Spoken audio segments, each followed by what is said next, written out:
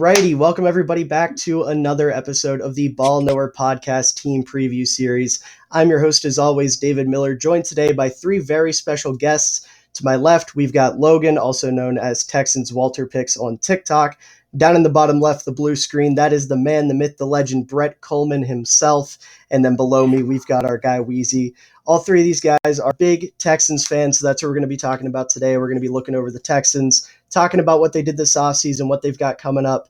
So first and foremost, guys, how are we doing today? I'm great. I'm doing great as well. I was not expecting a call with Brett Kollmann today. And neither was I. I'm doing good too. Yeah, I've been trying to keep Brett under wraps because this is like, I don't want to fanboy too bad, but this is like a big moment for me with this whole YouTube thing. Brett, legitimately, you're like an inspiration. So having you on here is massive. So thank you. That. Yeah, absolutely. Thank you for coming on. It means the world to me. Of course. But enough of me fangirling. We got to talk about the Texans. So I don't know where we want to start because this team is kind of in an interesting position. Because I don't think they're necessarily the laughing stock they've been in recent years, but not at all. There's been a lot of controversy this offseason as well, so it's I don't know how to feel about it. I don't know. I guess it's where we can start. You guys want to start? Just get the controversy out of the way. Talk about what's address the elephant in the right. Exactly. Start out addressing the elephant in the room. So Deshaun Watson's gone, which seems to be for the best given recent news. But unfortunately, it looks like the Texans had their hand in the whole situation. So as Texans fans, How do you guys feel about that? That was rough.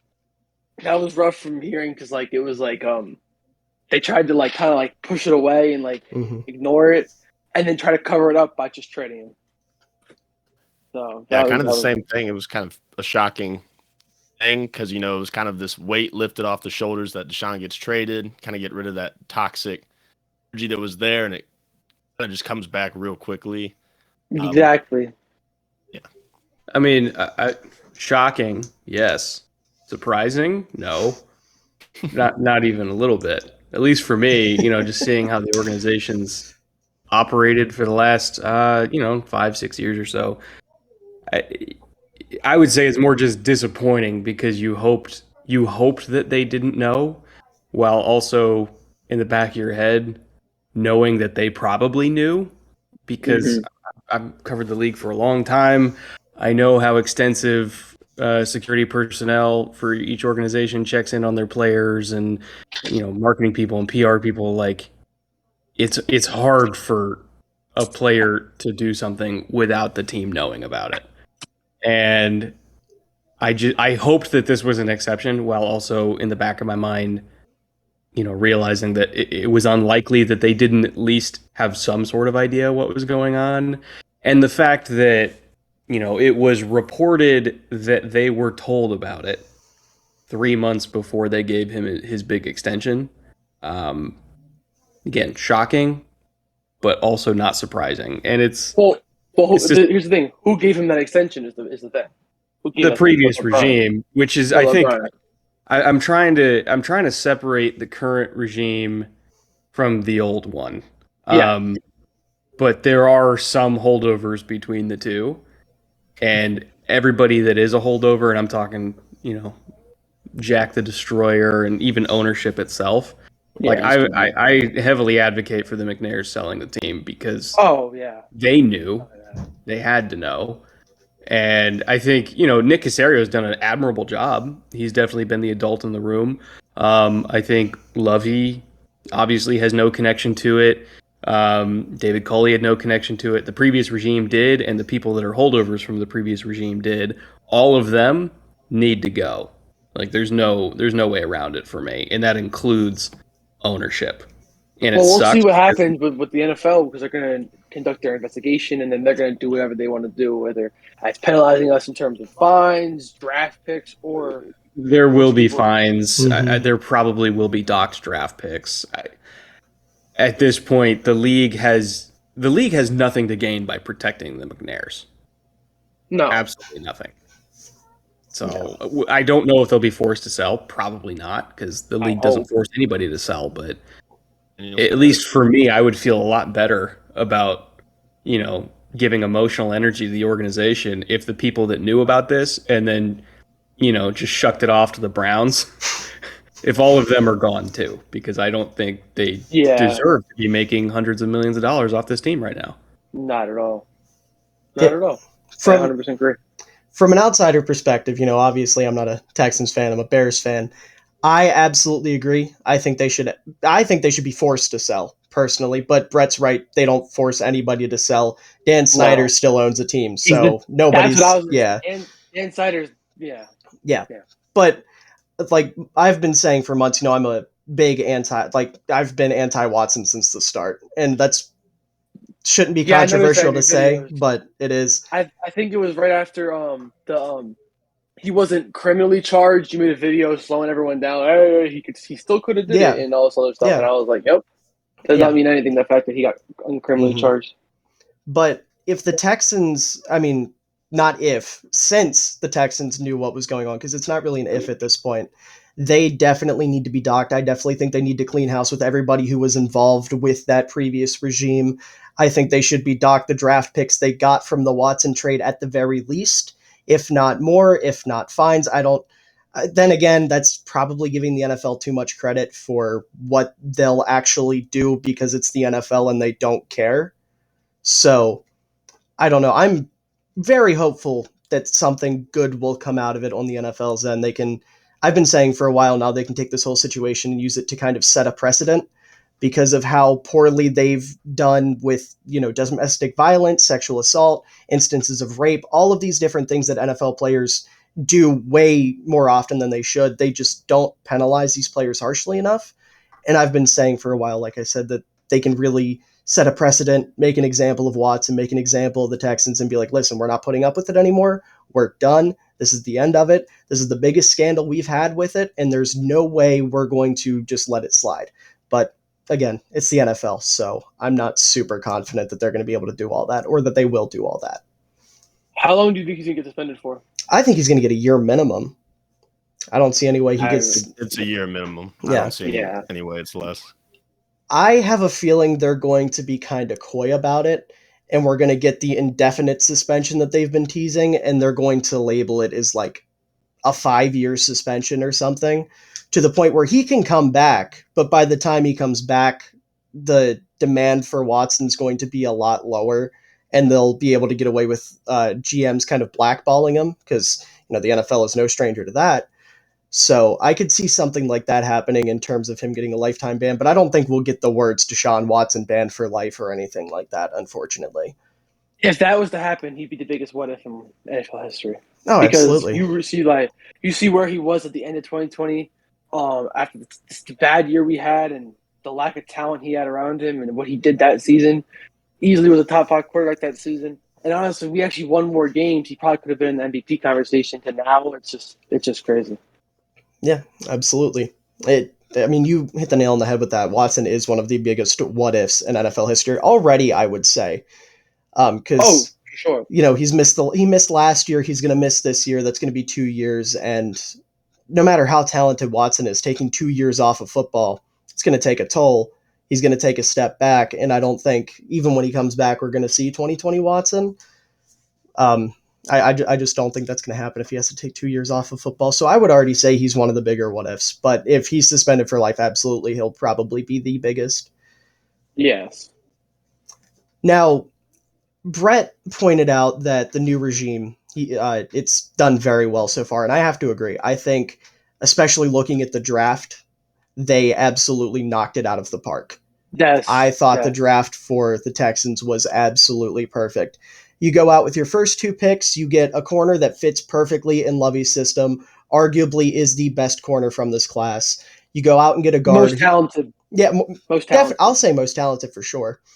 And then you get Kenyon Green, who is an absolute mauler, going to be great for that kind of power run scheme they're most likely going to use. You get Jalen Petre, you get John Mechie, Christian Harris. They absolutely knocked it out of the park. So I'll just open up the floor. You guys can talk about the draft. Anything you want to point out, anything you want to make known?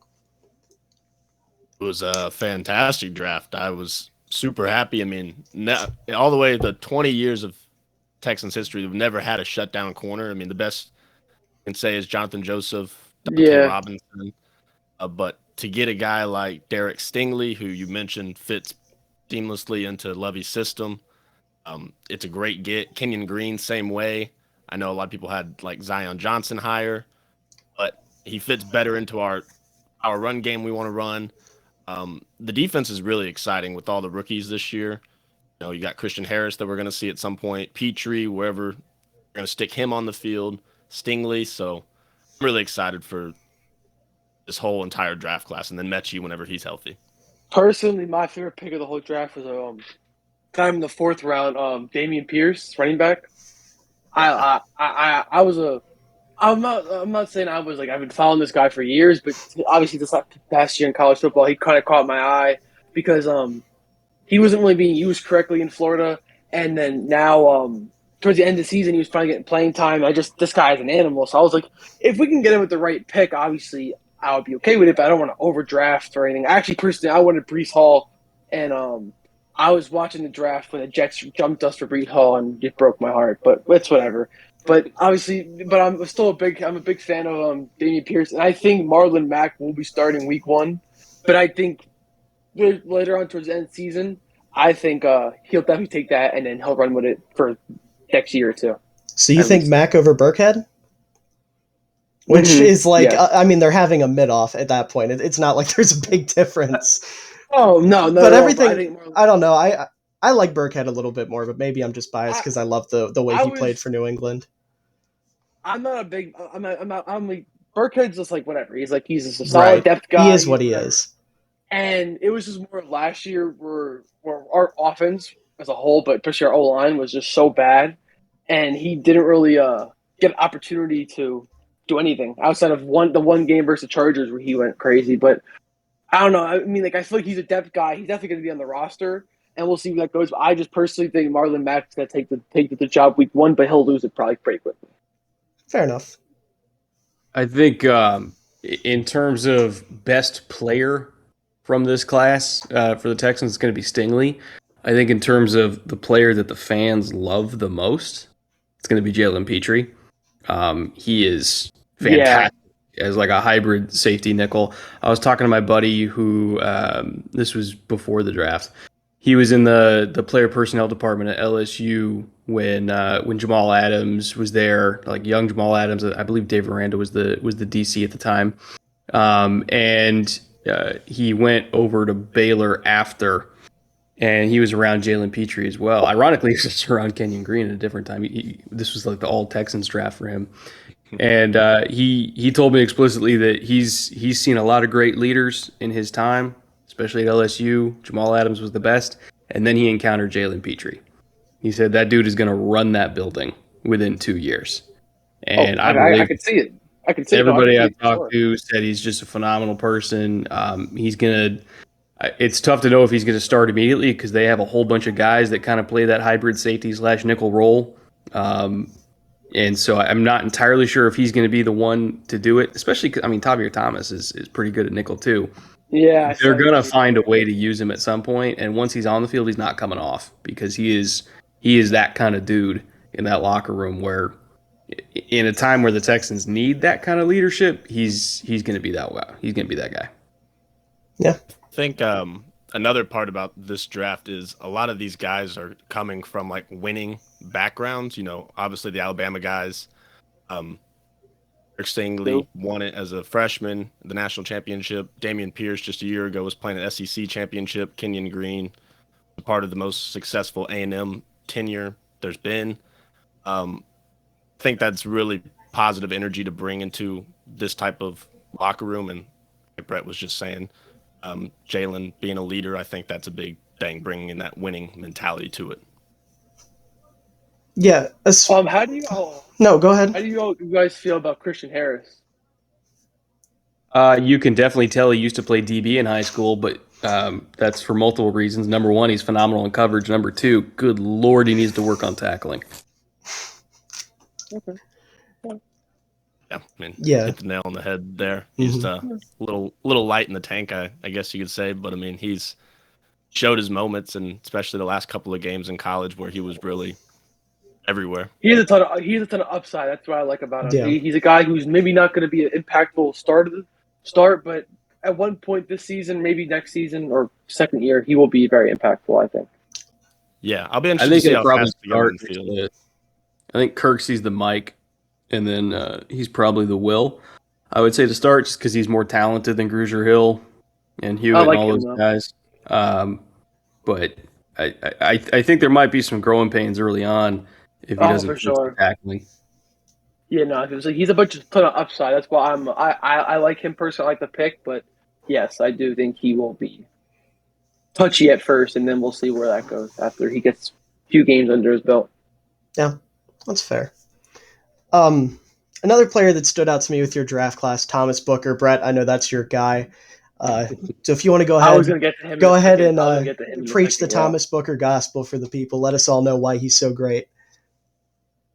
He's smart. I mean, really smart. Obviously, the athleticism is awesome. He's one of the top 5 most athletic interior defensive linemen in this class, which says a lot. Like his numbers were insane across the board.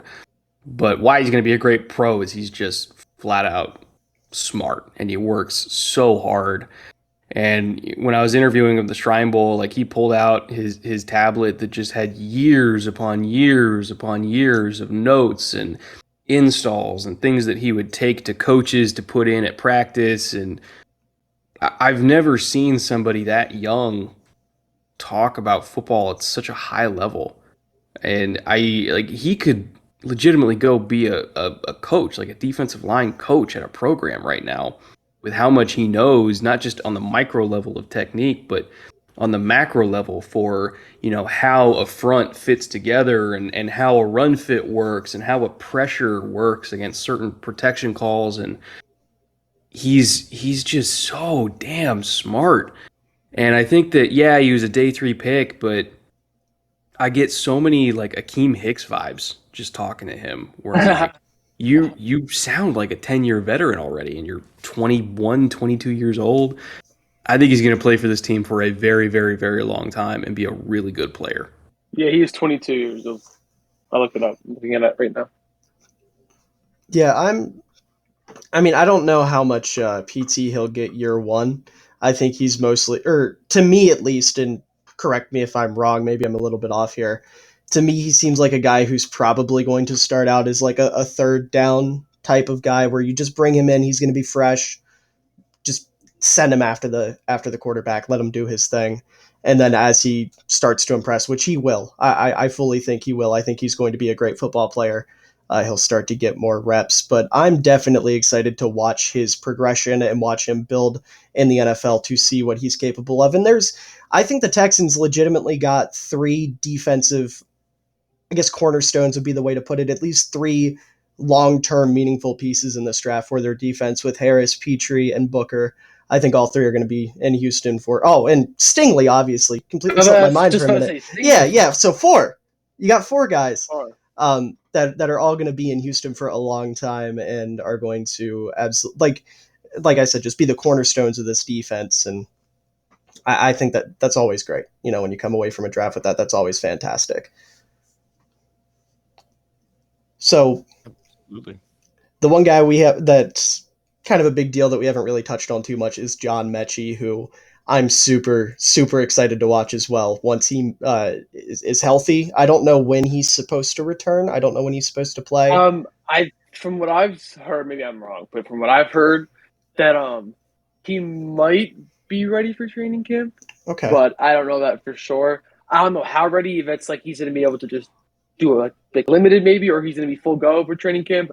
I don't know. So I don't really know what his timetable is, if that's true or not. But if he could play in preseason and he could play week 1, he's probably not going to start or get significant reps. But he's another one. By the end of the season, he's going to be probably in that starting rotation with Nico and Brandon. Absolutely, and that's what I was just about to say. The way that Texans receiver room is going to look by the end of the year with Mechie, Nico Collins, and Brandon Cooks, that's going to be one hell of a group. I love Brandon Cooks. Yeah. I think he's I don't like to use the term underrated. Brevin Jordan there in there too. And Brevin Jordan, yep.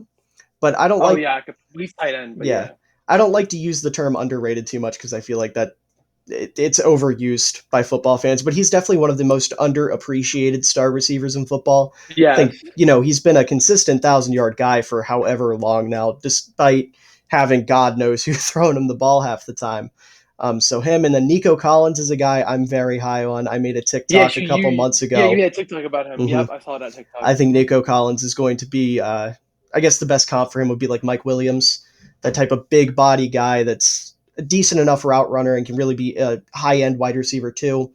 And then obviously Mechie as your slot guy. That's a fantastic group to have. And then as and I know Brandon Cooks isn't the greatest wide receiver in the league. He's very, very good, and he's very, very mature, and he knows how to play the game correctly, and he handles himself on the field and off the field amazingly. And there's no one I'd rather honestly have lead this wide receiver room outside of maybe him and a few other guys, because of just how much he knows of the game, how he's been playing the game. Obviously, ever since he was a rookie, he's played with a bunch of different quarterbacks, a bunch of different wide receivers and everything. And I just, what a young receiver core like this. Like even he said Brevin, he's a tight end, but he still has a athletic receiving tight end. And I think that they could all feed off Brandon, and they could all take the next step because of his leadership and the whole offense in general. But I'm talking about especially the wide receiver room and the tight end room.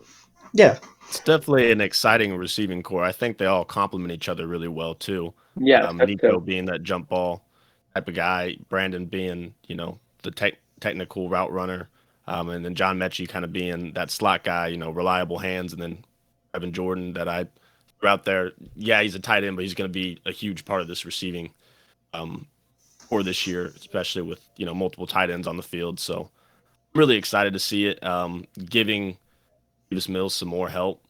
I'm just really pumped to see it. I don't think they're done either, because I think, looking at a lot of the other rosters around the league, because I'm kind of doing like a team-by-team preview series right now, there's a lot of receiving cores that have 7 or 8 guys competing for 5 spots. And some of their 7 and 8s are better than Houston's 5.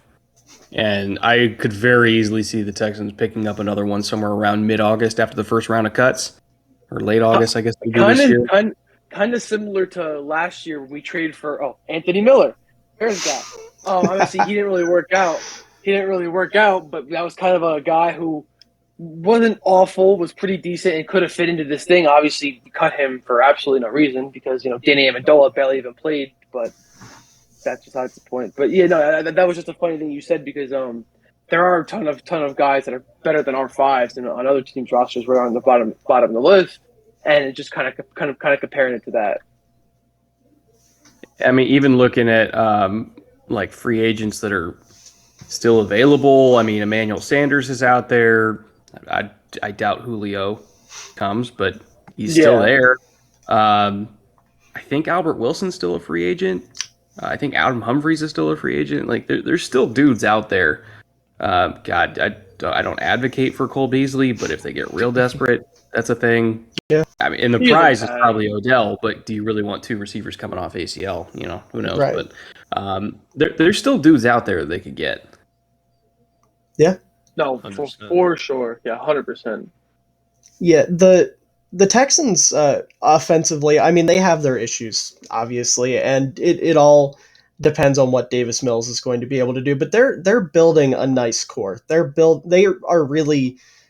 I think the rebuild they've started has started off very well, or not started, but picked up, I suppose would be the better way to put it, the position they're in right now in the rebuild. I like where they're at. You also have to look at last year where Nick Caserio's first year coming in, 5 draft picks, none of them premium picks whatsoever. And I don't know how much you know about the players we drafted that in 2020, but as us 3 should know, all 3 of them made some type of impact, whether if it was Garrett Wallow for 1 game at first Jacksonville, or Brevin Jordan, who made an impact towards the end of the year, or Roy Lopez, who was starting early in the year. And I like him. He's a versatile D tackle and like that. So Nick Caserio had nothing really to work with, and he not hit, but got very, very good players out of not good draft picks. So that was kind of the start of it. And when you watch that and watch him now with the full draft and watch what he did with this full draft, it gets you excited. Now we'll see what happens with the Deshaun picks, whether we get in trouble and they get to be taken away or if we can keep them or whatever. And we see what he does for 2 more drafts. I'm saying, like, that's why it's very exciting when you have a GM who shows he can draft and then the players do perform great on the field. I just want to know, if Casario's drafting this well, what the hell was going on in New England for all those years? That's another Belichick? thing, yes. It's Belichick. Did he leave New England because they weren't letting him pick? Because he seems a lot better at it than the Patriots have been. I mean, it wouldn't shock me. We've seen that's a whole other thing we could get into. Belichick and his weird approach to team building recently that hasn't quite panned out. But yeah, I mean, he has absolutely killed it the past 2 years. Like you said, getting Brevin Jordan late last year when he was supposed to be like a day 2 guy, and then it was his 40 time, I believe, that kind of tanked his stock. On top of him not being a big tight end, and he's not really a great blocker, but as a receiving threat, he's still that guy. He's good after the catch, make guys. I mean, he's your 4th option right now, and that's not bad at all. Not too shabby getting him on day 3. And then obviously, like we've already went over, the draft this year was absolutely incredible.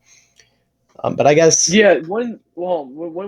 Go for it. Jordan is that I personally did not know who he was. When I was watching the draft and I was sitting there, and he said his name. I'm like, oh, what's tight end? And then I just figured it was just some normal little tight end, 5th round depth guy, right? And then they showed his tape. I was watching NFL Network, and they showed his tape, and I saw him do like a post route, and I saw his break, and he like kind of cooked the safety a little bit. I'm like, all right, that's not normal for a tight end, especially his size. So that's when he caught my eye from the start, before he even walked into the building. And I was like, this guy, if he can like stay, I looked him up a little bit. I saw he had health problems and all this other shit, and was like, all right, if he can stay healthy and just be consistent, and we can have consistent quarterback play, I think he could be someone. And then that's literally what happened this year. He was inactive for the first 8 games, and then the last part of the season, in the opportunity he's got, he performed at a pace that's above the 5th round level, and that's something he can build on for the previous season and after that.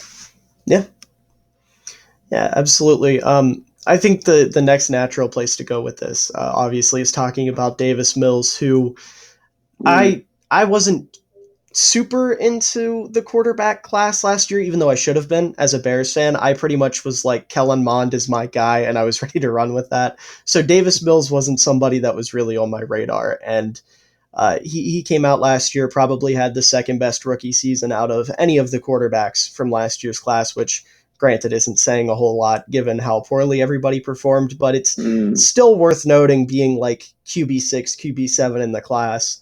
So, obviously, you got to feel good about what you saw, but it's not enough to be like, this is our guy, right?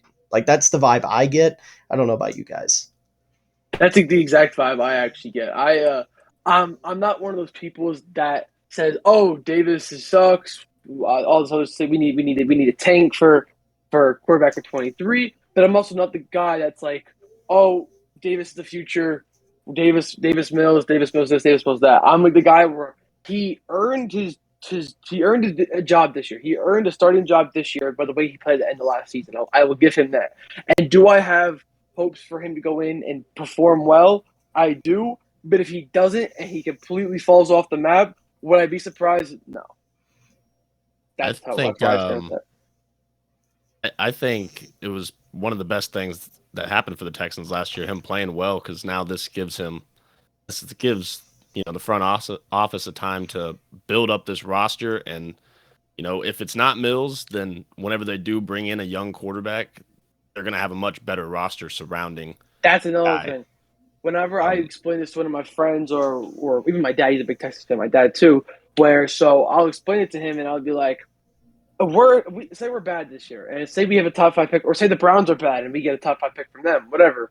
But Mills is bad, and we draft one of the CJ Strouds or the Bryce Youngs, whoever is top of the draft at that moment. Not only are they coming into a better situation, we got to get this is going to be the second year of the coaching staff. second year of the rookies, and then we're going to have a whole other draft to build around this young quarterback that's supposed to be good and then have the higher expectations and will perform at a better than coming into this team in 2020, where I don't think freaking barely, unless you're Tom Brady or Patrick Mahomes, you're gonna fail in this system. Maybe I'm the crazy one here. I don't think they're going to be bad enough to be in range. Oh, neither do I. I expect us to be good this year, but I think if we do injuries or we're just not clicking this year, I'm not too mad about it because I know that when we get our future quarterback, that they're going to be coming into a good situation, unlike previous years. I don't think it's a lot of the other teams that will be bad. I mean, Carolina notwithstanding, a lot of the other teams that will be bad already have their young quarterback. You know, so it's if the Browns are, let's just say the Browns are complete shit because Deshaun doesn't play the entire year or whatever, and they got Jacoby Brissett and they're 4 or 5 win team. Let's just hypothesize. Mm-hmm. They're not going to turn around and draft another quarterback at the first round. Like they're in too deep at this point. The Texans would have the first round pick for them anyway. But other than the Panthers, there's not a single other quote-unquote bad team or lower-tier team in the league right now that for a fact are going to be going quarterback early. So I'm not... Falcons. I don't know. I like Ritter. They really like Ritter. Yeah. What about the Seahawks, though? Oh, the Seahawks. It's one of the teams. But do you think they're going to be that bad? Bad enough either. Yeah. That's the thing is I think the Seahawks are going to be about the same as the Texans. I don't think they're going to be terrible. So it's like I honestly Drew Lock isn't I know this is the Texans, but Drew Lock to me gets a little overhated sometimes. Like he's not good, don't get me wrong, but people think this guy is like Nathan Peterman. He's not anywhere close to Nathan Peterman. Yeah, but he's bad enough to where if they were picking picking top 4 or 5, they're going to take one of those quarterbacks. No, it's not like, okay. I fondly remember Drew Lock carving up the Texans. I do, 2019. It was the week after we beat the Patriots, and I was thinking Super Bowl, and that was just not the case. But still, I don't even think it's going to be Drew Lock. I think it's going to be Geno Smith. That's he's fighting for his life too. And then when Geno played last year, they were in those games, man. Like they were in them with Geno, and then there was always like the one play on the last drive. Oh yeah, he took the Steelers to overtime last year, and then they beat the Jaguars, and they're close to the Saints, from what I remember. So yeah, he wasn't bad. And I'm saying I don't think the Seahawks will be that bad. I think people are saying they're going to be top 5 pick. I don't think they're going to be maybe top 10, around that range. That's what I'm saying for the Seahawks. Like, of the lower tier teams, like the Jets, if they're even a lower tier team this year, which I don't even know if I don't think they are personally. Very talented. Yeah. No, they already have a quarterback. If Jacksonville completely implodes again, they already have Lawrence. Yeah. The NFC and AFC West are all good. The Seahawks, I do think they're going to be, again, as I said, too quote unquote good with Geno Smith. The Falcons, from what I've heard from people in that building, they really, really, really like Desmond Ritter. The Bears are not going to move off Justin Fields. The Commanders are probably not going to move off Carson Wentz because they invested in him, and they got Sam Howell. They have Sam Howell. Mm-hmm. And the New York Giants, maybe they'll be bad enough, but other than Carolina, man, I don't see a whole lot of competition for Bryce Young or CJ Stroud or whoever. So I think there are much worse teams than us that are going to be picking before us, and that might lead some other quarterbacks to lie to us if we're looking for quarterback. If Davis is great this year, there's no reason to have the quarterback build around him some more. Let's keep rolling with this. But if he's bad, I'm not too upset about it because I know if he's bad, the team's probably going to be bad. It's not like a 20 like this past year's draft where there's literally no viable option at quarterback. Where it's like Kenny Pickett was the only quarterback drafted in the first round. When was the last time you saw that? Like one quarterback drafted in the first round, and it was. And I'm saying I'm glad I can go into the season knowing it was bad, and it's Davis was the main part of that. We're going to draft a quarterback. We're still looking good. But if we're good, that's great. We got to good top 10, top 15 quarterback. Well, not top 10, top 15 quarterback in the third round. Like, I'm fine with that. Like, yeah, you almost never get that. Exactly.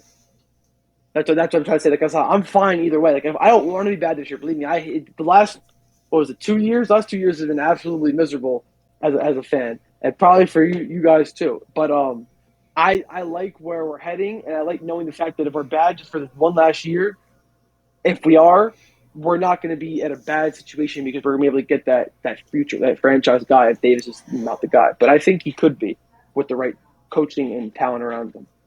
Also, I can tell you that, I mean, I've been watching Bryce Young since he was like 16 because he went to my old high school. So I used to go watch him on Friday nights. That kid's fucking different, man.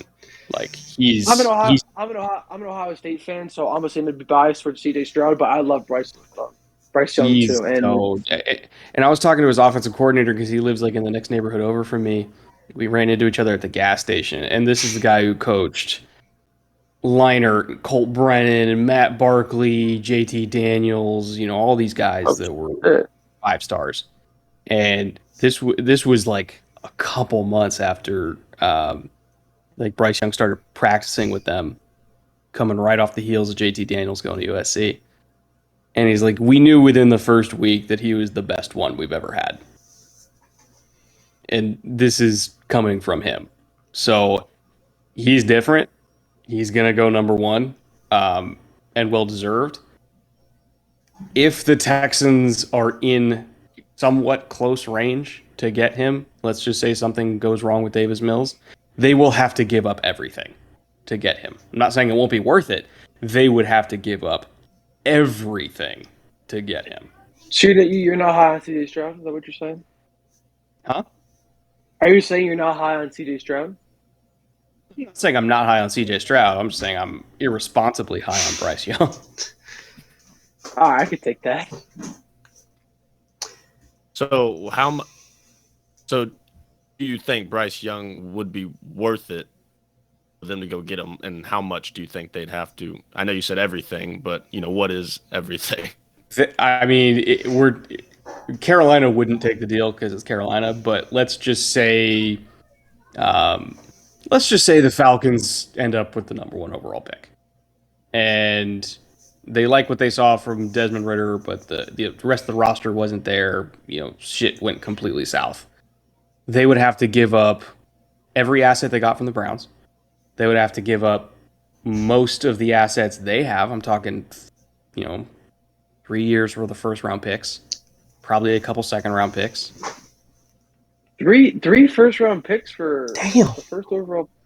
If you're coming up from like 9th overall or 10th overall to get... No, yeah, all right. Yeah, it all depends on where we are in terms of the draft. Because if we're picking top 5, that's different than picking at 10. So, yeah, all right, that gives me a better understanding for it. Again, I don't think they're going to be that bad, but like even if they're just below average and they're picking at 9 or 10, you're asking whoever's at first overall to not just give up Bryce Young.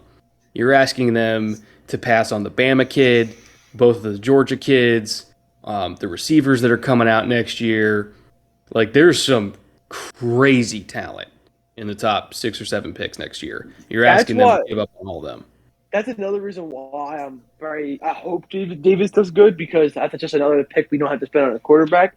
And draft next year, all over the place, is loaded. Between, like I said, the Georgia kids, the Bama kids, all the wide receivers coming out next year. I think if like we can just, or even like, I don't know how you guys feel about this player. Obviously, Ohio State biased, Jackson Smith and Jig, but I love him to death, especially after how he played in the Rose Bowl. If he's there at a lower pick, and say it's the Browns pick, I want him. I don't care how our wide receiver core plays this year. I want him. Obviously, it's the bias, but I think he's going to be a great NFL receiver. What's crazy is he might only be like the 3rd best receiver in the class. Really? I haven't done my research yet. I'm not. I usually don't. Okay. Okay. Pour yourself a nice glass of something tonight and put on Jordan Addison highlights and tell me you don't want him in Houston for the next 12 years. All right, I'm putting that down right now. Because I got to be looking at receivers. Jordan Addison is disgusting. Yeah. As a Chicago fan, I got to be looking to see what there is. And I thought Najigba was the guy, because I'm not super deep into college football. I usually don't do a lot of my watching until after the season's ended and we're in the draft season for the NFL. So some of these guys, I don't even know their names yet. Yeah, I'm very big on college football, but I've honestly never heard of them. So maybe I live in under a rock. Addison was Pickett's guy this past year. He won the Blitnikoff. You're right. I think it Okay. was like 1,800 yards or something. Oh, Okay. He's the new USC guy. yes. Okay, no, I'm familiar with him now. Okay. And also, there's not just one, not just two, but potentially 3 tight ends that are of a similar tier to Kyle Pitts. Between Michael Mayer and then both of the top 2 Georgia tight ends as well are absolutely. Oh, yes. Jesus. Yes, he is not wrong. There's a TCU receiver, Quentin Johnson, who's really, really good. I know who Quentin Johnson is. Yeah, I like him. I like him a lot. So there's a lot of dudes. Like, honestly, like, this coming draft would be the one that is the unlock for Houston, because if they don't need to take a quarterback, That's and true. they can, if you're doubling up with like Jalen Carter and Jordan Addison back to back with, like, let's just say the Browns suck and they're like a 7th overall pick, and you can get Jalen Carter, and then you're coming back and getting Jordan Addison or something like that. I mean, that's what immediately puts the franchise from below average to playoff contender, like, overnight. Now imagine a world where the Browns really suck, and what's his name? Anderson? Is that the edge rusher that's like generational? Yeah. Will. He falls into your lap. Play him opposite Grenard. Yeah, I'm going out to Austin to see him live week 2 when Bama goes to play UT. It's gonna be so fun. awesome. Yeah. He's a monster. Yeah, so that's why I'm saying that's why this whole Watson thing. It's like, not only did we get their pick, he's not even going to play this year. And maybe I'm not hoping. I never hope for someone to get injured, but maybe they have one of those injury-riddled seasons where Myles Garrett's out for a handful of games, Denzel Ward's out for a handful of games, or Mark Cooper's out for a handful of games, and they just can't get out of their own way. And we get two top 10 picks from us and them, or we can even make the playoffs or get close to playoff contention and then still have a top 10 pick from them. I'm just saying we can go many different ways with this, especially the fact now that Deshaun will not be playing, or most likely not will be playing, and we could just run with this any way we want. In that sense. Yeah. Obviously, if he even get the pick, like we were talking about at the very beginning, there's a good chance that pick could get taken from you. But if we even get the pick, obviously, I'm hoping we get the pick. We should get it taken away, probably. Will we not? Will we probably not? Yeah, we probably won't get it taken away. But if we did, I guess it's our fault, and it's just the Texans' way of we can't get out of our own way either. Right. Just look at it this way: the Browns have to obviously play 6 games against the AFC North this year. They also play against the NFC South, so they're going to have to deal with the Saints and Bucks. They also have to play against the AFC East. So they got to deal with the Bills, the Dolphins, the Jets, and the Patriots. And then, they have another out-of-conference game against Washington, which is a talented team. Not that they're amazing, but not saying this means anything. But they also play us, so we could also put one more loss on that. Very true. Absolutely. That's the December game where there's a distinct possibility that December game will give Houston the inside track to a top 5 pick. Yeah. Yes, because by that time, that's like week 13, right? Around there. Like first week of December. Yeah, it's like around there. And yeah, so like I said, we beat them, and they're on their way to 10, 11 losses at that time. Whatever it would be, 9 losses, whatever. And now we can see, okay, they're not going to be good this year. We just beat them. They're going to probably not win 2 more games this season. We're going to have a top 5 pick or top 10 pick. We're going to know more consensus at that point. So it's going to make beating them even better. Yeah. Yeah, Houston is absolutely, if you guys can snag 2 top 10, top 15 picks next year, like Brett said, you can flip the whole franchise overnight. Oh, yeah, exactly. Especially with next year's draft. Next year's draft is so deep. Houston is in a great position. And I think another thing that we've kind of touched on, but haven't really. Before you say that, go for it. That's the one thing where I feel like we're not. I mean, we don't deserve the respect, but we haven't gotten the respect where people are saying, "Oh, who has?" I think we see on TikTok, "Oh, who has the worst futures in the NFL right now?" People say Texans because they never look into what we really what we really got. Like, they're really looking, okay, they might have two first-round picks next year, maybe two after that. We're going to have seconds, thirds, like all those other things. And we have players we have in our own building right now that are going to develop even better. And I don't know how you can look at our roster, look at our future picks, and also look at our future salary cap and say, yeah, that team has a bad future.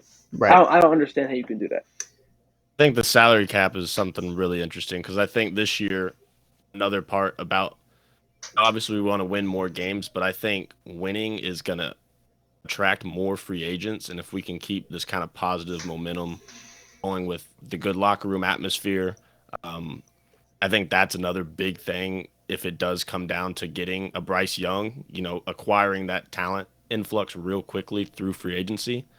I think that's a huge thing for us, and that would be a successful season in my eyes, is just kind of boosting our stock around the league for upcoming free agents. Yeah, notable free agents, because that's another thing. We haven't really gotten that notable free agent in a long time, and that's another thing. Obviously going into 2021, I couldn't be an above average player and be like, yeah, I want to spend the next 4 years in Houston. I wouldn't blame them for not wanting to sign here. But that's also part of our fault, and that's why I'm saying future. Like, obviously, if we can go out this year and show that we're turning the page with the money and the future draft picks, I would be shocked if an above average free agent said, yeah, I don't want to play here. I'd rather play somewhere else, because you could see what we're building here. And then plus, Lovie Smith is our head coach, and if you hate Lovie Smith, you hate God. So it's like, God, I love Lovie. Jordan, I'm going to put you on the spot here. Over-under right now is set at 4.5 wins. If you don't take the over on that, you just don't have a brain. I wouldn't go that far, but I think the over. I would definitely take the over personally. No, there's no way you can look at this. No way to look at this team. Listen. I understand the optimism, but there's definitely a world where this team could fall under. There is a world. I don't think it's likely. I don't think it's going to happen. Too. Yeah, I personally, I tend to label myself as a non-biased fan. I'm very realistic when it comes to football, and football, sports in general, but especially football, and especially my own team, because I don't like hyping my team up and then we suck. So I get more upset about it. That's why I'm saying, I knew for the past 2 years we were going to be bad. I knew in 2020 we were going to be bad. When everyone else was like, oh, we still got Deshaun, we're going to be fine. I'm like, no, we have Bill O'Brien as our head coach. We're going to be fucking terrible. And then last year, I knew I wasn't buying the 0-17 train, but I was buying around 4-13, and that's what we got. This year, it's a completely different feel with the team, the city of Houston. I mean, I don't live in the city, but I could just tell. The city of Houston is excited to watch football games again. I could tell, and I know for a fact, week 1, that stadium's going to be probably the most packed it's been probably since 2020, or the playoff game in 2020. Yeah. But and I would be genuinely shocked if we won only 4 games this year. Man, I'm thinking maybe 6. Best case scenario 8. I can't see us winning probably any more than 8. I'd say more 6. But if we won only 4, I would be genuinely shocked. Yeah, like I said, I don't think it's likely. I don't think it'll happen. I would take the over personally, but I do think there is a world where Houston could end up less than 4 wins. So the you don't have a brain comment might be a little hyperbolic, but I respect the enthusiasm. I love it. I wish I could have that same enthusiasm right now with Chicago. What do you think? What's the over under for you guys? I don't even know. I don't pay much attention to the Vegas odds because I don't gamble, so I have no idea. How many? I think Brett gotta go. Okay. I just saw a message she sent. Okay, Brett, I've got one more question for you before you take off. Sure, shoot. Okay, so for anyone that follows me, anybody that knows me, I'm a big fan of fullbacks. That's my favorite position in football. And obviously Houston just brought in Andy Janovich, who is one of the better fullbacks in football. So not just with Janovich, but as a whole, do you think there is still room for the fullback in today's NFL? Oh, 100%. Because when you look at how a lot of two-back run games, or really two-back run concepts, are structured, a lot of teams in the NFL these days kind of try to cheat it with hybrid tight end, H-back type stuff. But when you have a true kind of do-it-all fullback, like the Janoviches or the obviously Kyle Juszczyk, it really does change how a run game operates because the angles are different, the space is different, and a lot of H-backs, like, let's be honest, they don't block like fullbacks because a kick-out block is supposed to be a kick-out block, not just get in the way. You have to actually create space. You have to create a seam. Very few H-backs really kind of brought that same, physical edge as a traditional fullback in order to create that space. Delaney Walker's like the last one I can remember that blocked like a fullback, but also was a receiver like a tight end. If you put up Delaney Walker and Kyle Juszczyk next to each other, they got different letters next to their name, but they did the same stuff. And so I think having a fullback that you could reliably do the two-back stuff out of, and not just in the gap scheme, run game, not just in like, power king, but also outside zone and toss game and everything like that, it changes how your run game operates. And if they can also catch a little bit, like Juszczyk can, that's just gravy on top. The hard part is there's very few of those in existence. Yeah, there's not many fullbacks in the NFL in general, but I mean, the fullback position's always been obviously it used to be a very popular position. Now it's last 5-7 years, it's kind of fizzled away. And for a long time, fullback, fullback in the traditional sense was like Vontae Leach, Yes. The Coke machine. And like you can get away with that if you're trying to run 35 times a game. Yeah, but that's another thing. These coaches are installing these spread offenses and these, like the Kansas City Chiefs. They used to have a fullback. They still use a fullback. Michael Burton's there. They do? Yeah, Michael Burton's a decent sized part of their offense. Who is that? Who is that fullback they used to use? Anthony Sherman. Yeah, he was a beast. Yeah. I remember he would like back in the Alex Smith days and the Alex Smith's been there probably for a pretty long. Was there for a few years. That's when they were more. That's when they were less spread offense, and they were gonna throw the ball. But I remember in 2014 they didn't even catch a touchdown pass from a wide receiver, and so that's the Jamal Charles days. That's when they really incorporated the fullback. But the last few years with Patrick Mahomes, obviously, I think they still they still do. I wasn't aware that they do it quite a bit, but I thought they only do it on some certain sets. Right. But you're not going to see them run the ball 30 times a game. They don't need to. They could have Patrick Mahomes. They could sling it all over the field if they wanted to, and they can get away with that. But I'm saying the Chiefs were a team that used to use the fullback a lot with Anthony Sherman, and then obviously a lot of other teams back in those times. Yeah, that's just the reality of the situation now with it being more of a passing league. But there are still teams that utilize fullbacks. They're all across the league, and they still have a purpose. They're just not quite as big as they once were, I suppose, unfortunately. But Brett, if you got to go, I really appreciate you coming on. It was a ton of fun having you on here. Yeah, I appreciate you guys having me. Absolutely. Logan, Wizzy, appreciate the conversation. Yeah, I appreciate Great meeting you. Great meeting you too, bro. Brett, I got to get you back on here at some point. I got to. Yeah, of course. Awesome. Of course, no worries. Awesome. I'll see you guys soon. All right, see ya. Thank you. See you later. All right. Well, we're not quite done. We're still going to go for about 10 or 15 more minutes, just kind of wrap things up. Everyone clicked off now that Brett left. Yeah, that's the unfortunate fear. It's probably the truth. Is he going to promote this? Because our video might have the most views if he promotes Hopefully. It. I mean, that'd be great. I'm not going to DM him and be like, hey, Brett, can you promote this? But like, if he hits me with a retweet, like that'd be great. No, for sure. Yeah. No, hold on. Before we get to this, I was thinking about this with the fullback question because in my opinion, I'm an offensive guy, and I mean, I don't know if it's a bias, but you know the saying. This is not very off topic. You know the saying, "Defense wins championships," because it does. And in the current day NFL, I disagree. And let me explain why. Please explain. Let me explain why. People might flame me for this, but I will ride by this. The last defensive-minded team to win the Super Bowl was the 2015 Broncos.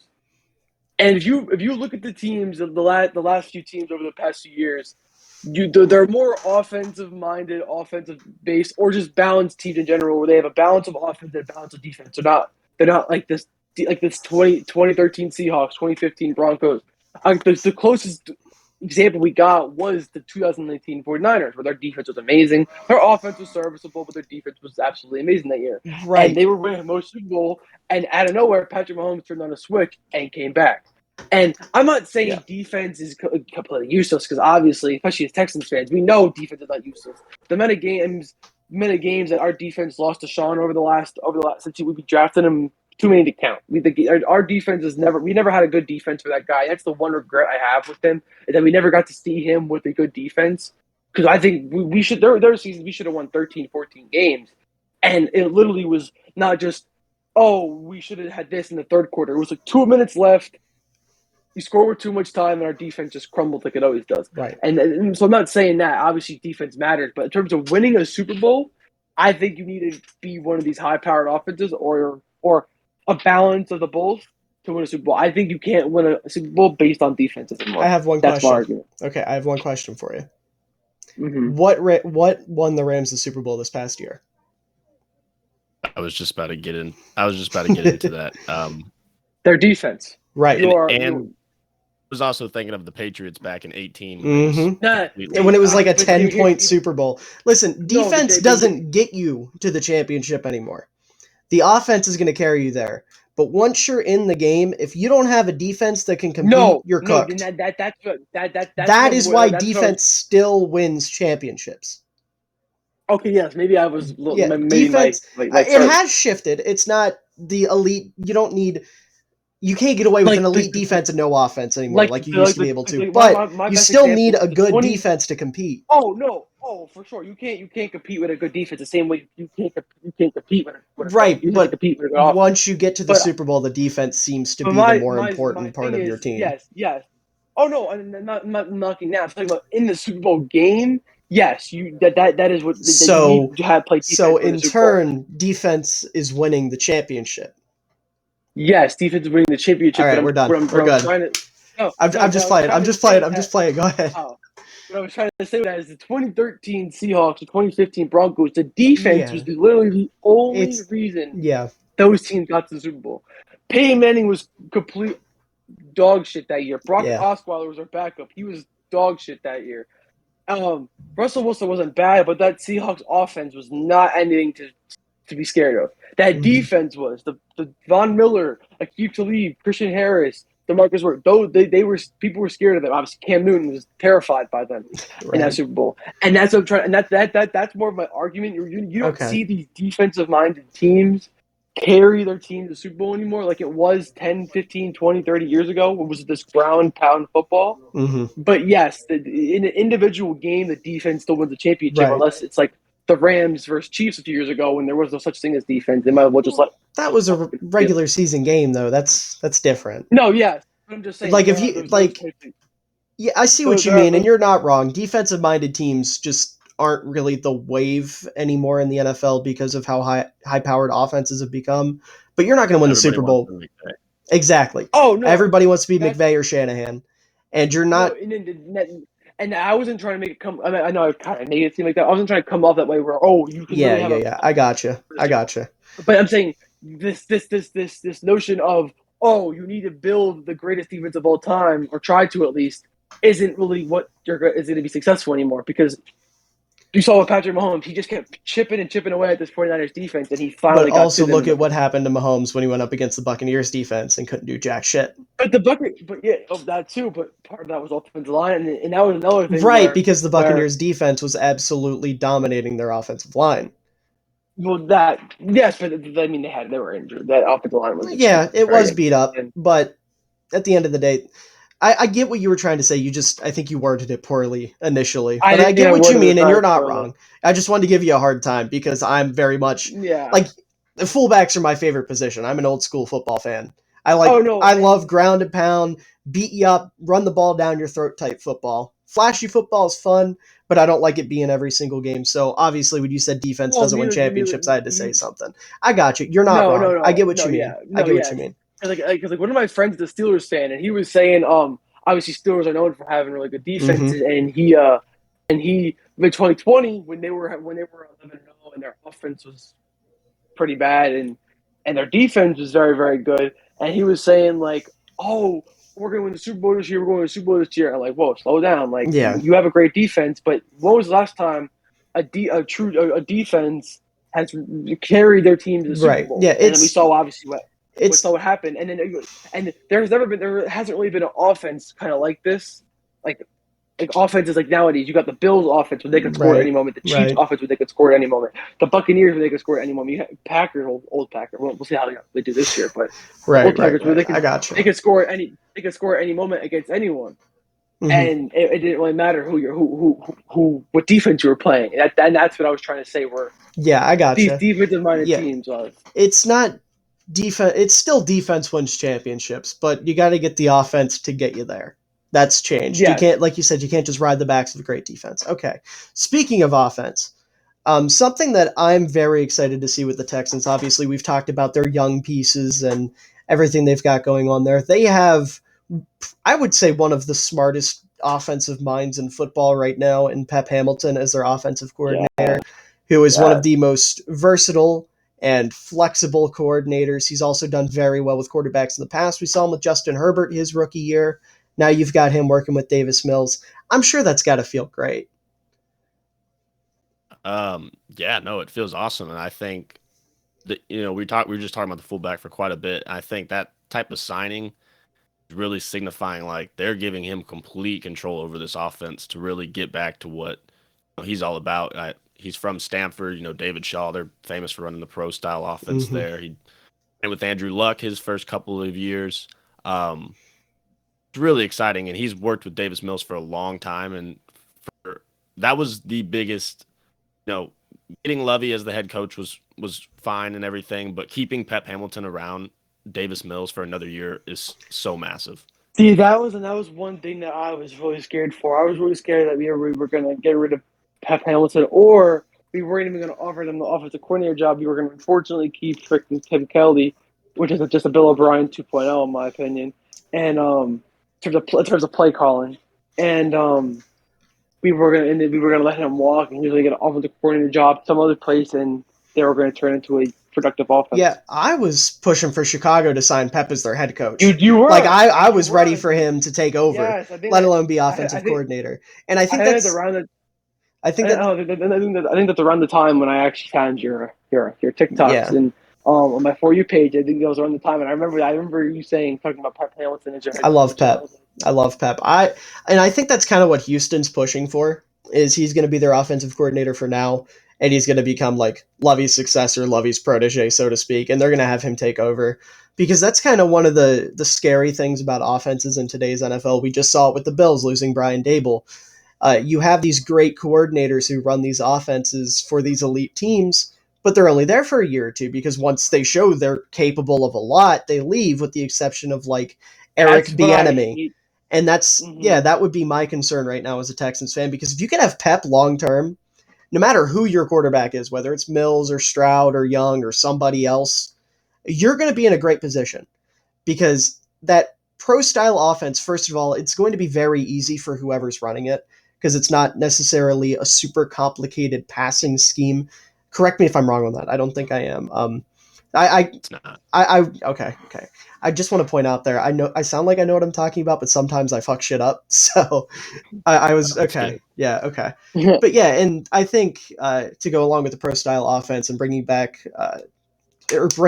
Janovich, the guards they brought in, Brett brought it up with Kenyon Green, and then AJ Cann is another guy that's like that. Oh yeah. They're set up their offense. I mean, I don't think it's going to be the most productive in the league or anything like that, but they're set up very well for what they're trying to do. Marginally better. Oh, absolutely. Absolutely. But one thing I will say is that Lovie Smith was controlling the defense last year. And he still is. He's still the DC, right? He's controlling the defense, but technically we don't have a set defensive coordinator in terms of like our listing. But Lovey's going to be running the defense, so technically he would be the quarterback. Okay. Gotcha. So, but the thing with last year's team was if you look at our 2021 Houston Texans defensive stats, we're almost last in everything. But any fan or any person that watched Texans game last year knew the stats don't tell the full story. And that's how it typically goes. No, but you like 2020 was different. You could genuinely see the Texans were just struggling to play defense. There are some defenses that you could just are historically bad defenses. Last year's defense was really like we got pressure at times. We were pretty decent pass defense at times, and then we had a lot of turnovers. And it would just be like we would keep teams in for the three and a half quarters, and our offense would put up 10 points, and then now we're our defense is tired. Now we're letting up big plays to whoever, and I can just think back to the Dolphins game this year. We had 5 turnovers against the Dolphins, or 5, 4 or 5. 5 against the Dolphins, 5 against the Titans. Yeah, and that 5 against the Titans. The majority of the turnovers. Yeah, I want to say they were like back-to-back weeks with like a bye week split in between. No, yeah, bye week split in between. Yes, yeah, and it was like it was crazy. It was like our defense is so much better than these stats prevail.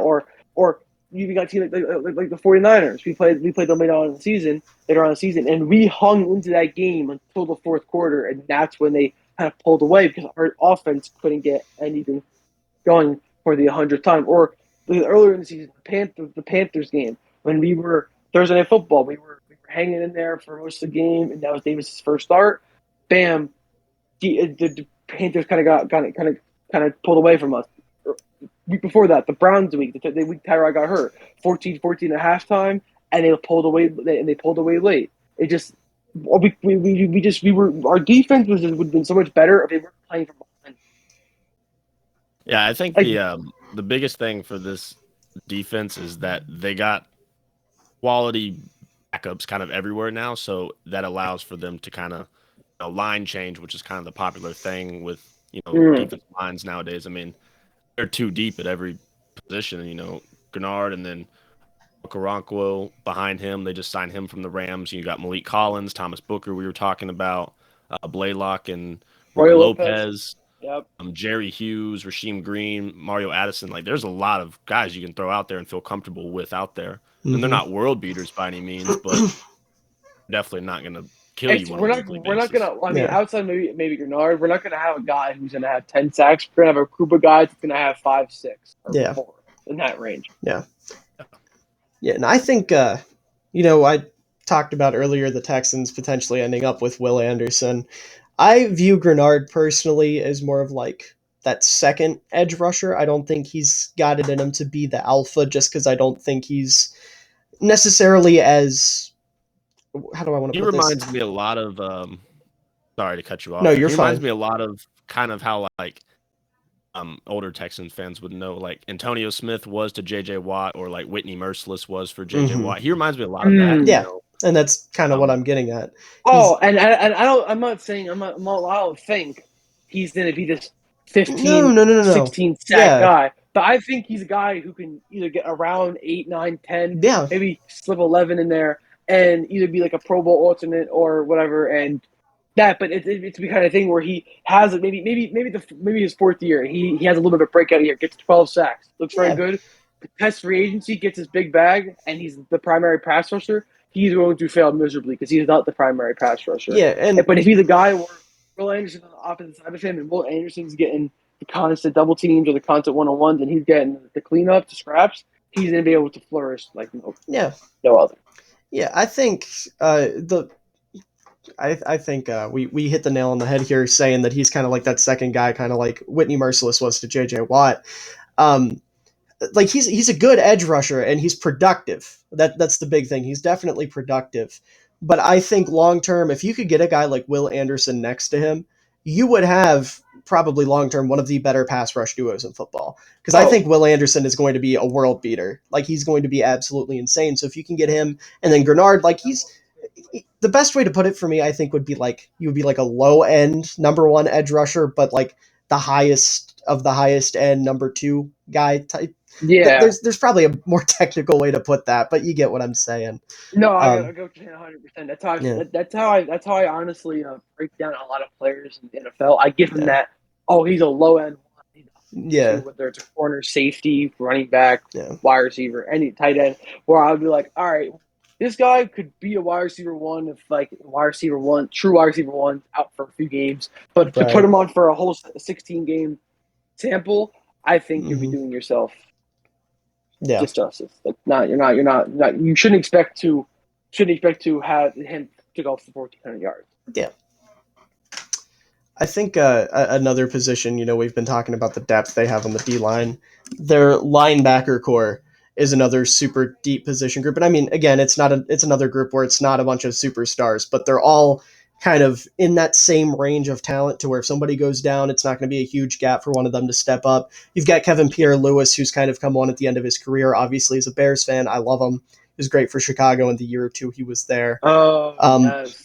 Blake Cashman, if he can stay healthy, is a super athletic. Oh, go ahead. I'm very surprised you know who that is. That was a very, I don't know, the under the radar move. That was like Cashman. People know because we really traded him for a 6th-round pick with the Jets. If I'm being totally honest, the first time I heard about him was in Madden because he's like an 88 speed linebacker. But I mean, he is. Yeah, like I'll be honest with you. Some of the depth guys and stuff I know because of Madden. I'm not going to lie to you. Madden's a good tool for that, just as long as you don't pay attention to the number next to their name because that's usually beyond bullshit. Their ratings are awful, but like to learn players' names and whatnot. But like I was saying, Cashman, he's an athletic guy. If he can stay healthy, he's a good piece that you have. We've talked about Christian Harris, who is an elite coverage linebacker, just really, really bad against the run. Camu Grugier-Hill is not, or he's solid. Christian Kirksey could be worse there. It's a good group. It's a good group for sure in terms of depth, and I don't know what's a better way to word that because they're not great. They're solid. They're a solid group, and they have good depth, and you could do worse, I guess is the best way to put that. And then the secondary, you picked up Steven Nelson, which was a fantastic signing to be that second corner. Anything to get Desmond King out of the perimeter because he is. Yeah, honestly, it blew my mind because like I knew that Desmond King was a very, very solid corner. He's so he was very, very he's very, very good in slot. Like obviously, but I never really realized until obviously he played this year. When he would just line up outside, He's dog water. He's awful. What is going on? I would say he might be the worst boundary corner in football when he plays out there, but he can play that. I wouldn't doubt it. Yeah, he can play the nickel very well. He could even play safety, and you've got a couple guys that are like that. Jalen Petre is kind of like a young Desmond King, so to speak. So it's going to be interesting to see how they line the two of them up. Then you've got Tavier Thomas, who we've talked about a little bit, who I'm enamored with. Go ahead. I could see them putting Petrie at like a strong safety hybrid. They could put him in the box at some points. I mean, he's got that ability. He belongs in the box. He's a much better run defender and pass rusher. I think he led the Big 12 like the past couple of years in pressures from like secondary. Yeah. But I think he's take a step further. Petrie, I think he has a better shot of winning Defensive Rookie of the Year than Derek Stingley does. Like that is. It's just a lot harder for corners to win it. Yeah, I know. Corners for winning because they go off the glamour stats and interceptions. They don't really go off the pass and the passer rating allowed and the completion percentage. All the. But they're not gonna bring up for the 6 weeks where he's locked down the number one receiver. Right. It's just hard to. It's hard to evaluate corners based off numbers. You really got to be watching the game and watching what they're doing to really get an idea of what they are. You're not wrong there. But now I think Petrie can genuinely have those counting stats to compete for that. Yeah, if you're going to play him up in the box, absolutely. No, but I think his position, like in Madden, will be strong safety. He is a strong safety, and he will play strong safety at points, but he's not going to be our mainly strong safety. Is probably going to be other guys, and we're going to slide him into the box. But for certain sets where we want him on the field, and we're not going to put him in the box, we're going to put him at safety. The Texans have a good bit of versatility with their secondary. Personally, if I were in charge, and obviously I'm not an NFL coach, but if I were in charge of their secondary, I'd have Thomas in the nickel as your third corner. I would put King out at safety, and then I would have Petrie playing up in the box as that strong safety, kind of like you said, more as a hybrid linebacker type guy. I think that would be your best bet, but obviously that's up to them to determine. Maybe I'm a little bit off because King doesn't necessarily have that pep in his step anymore, so maybe you don't want him being your safety back there. But I wouldn't mind it because honestly, in my opinion, I don't know how he feels about Eric Murray, but I think Eric Murray is one of the worst players in this stuff. But that's just me. It's kind of surprising to still see him top of the depth chart. Like I think it's pretty clear to me, at least, it's gonna be Petrie as that strong safety. And yeah, I think you kind of hit it. I liked you worded it with King, Petrie, Stingley, Thomas. Also, I'm a big fan of Jonathan Owens. I think he at the White House. I think he showed flashes last year, and I think he could be someone if given the right opportunity that he could be decent and more of like maybe not. I'm not talking about like a starter role, maybe just a rotation, coming in for a few plays or even a game fill-in. He wouldn't be bad. Obviously, he's one of those players where I think you put him for a 16-game sample size, he's probably not going to be great. But if you put him in there at the right moments and wait for a game or two, he's not going to be bad, and he's not going to he's not going to make your defense dramatically worse to the point where you're struggling on defense. That's what I'm trying to say. But the one person that will be here, I've seen some of the worst tackle attempts and coverage attempts in my life when he's covering or trying to make the tackle. Yeah, it with Owens, you said his name was, right? The safety you were just talking about. I think it was Jonathan Owens. Yeah, I'm personally not too familiar with his game. But, I mean, if he's one of those guys that you can sub in every once in a while, he can make a play or whatever at safety, it pays to have a guy like that. So if he can do that for them, then... What were you going to say? I was just saying right now he's a little bit more famous for his girlfriend. He's dating Simone Biles, and they're just at the White House together. Yeah. Simone Biles is dating like a third-string safety for the Houston Texans. Do you want to know why? They're both just got the Medal of Freedom, so he got to go to the White House. Actually, no, they're actually fiance. He proposed to her. Oh, they're engaged then. Shoot. She's engaged? Oh my goodness. Okay, well, good for him. Well, shout out Jonathan Owens. She's from Houston, and she's from Houston, and I don't know if he's from Houston or if they met while he was a member of the Texans. But yes, they are dating, and they are getting married. Yeah, that's why he is supposed to be saying that. I was going to say that, but I think he was going to say it, so I just let him say it. Yeah, getting back to the talk about the versatility with the secondary. I think this whole defense is pretty versatile. You got a bunch of different guys that can do different things, and obviously an experienced defensive coach like Lovey is going to put them in a lot of different looks. I'm really I honestly, I know people are excited for Mills in the second year and Mechie and Pierce and, Kenyon Green, Laramie Tunsil back, but I'm really excited for this defense because last year it was just a bunch of veteran guys that you really knew weren't going to have a future here beyond maybe 2 or 3 years. Now you look around and it's littered with a bunch of young guys that could be here for 5-7 years.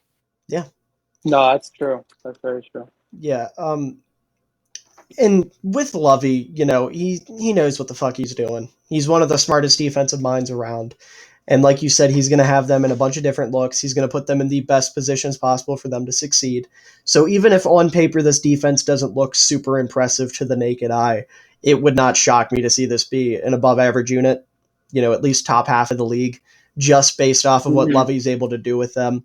Especially with, we've talked about it a lot on here, just how well everyone fits into Lovey's system. Like Derek Stingley is probably the perfect corner for that Tampa 2 defense. And Christian Harris being able to be that middle linebacker where his primary role is pretty much just going to be whoever his man is or whoever hits his zone, following them upfield, turning your head and cutting with them. Christian Harris is great at that because he's a super athletic linebacker, and you don't really need the tackling aspect of him necessarily. I mean, it helps, but if he's going to be your weak side linebacker, you can get away with him not being the best tackler in the world.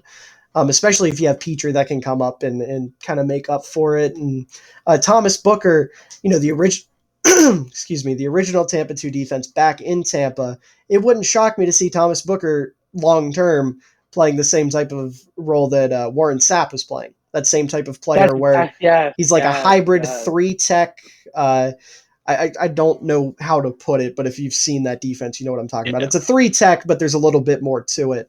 And obviously, the main thing that they want out of their defensive tackles is to keep blockers off the linebackers, and I think that's the biggest thing for Harris. And Booker and Malik Collins. Marty Collins is a really fun one for people to watch. Because I like him. Over 30 pressures from defensive tackle last year, which is something. He's a very aggressive pass rusher.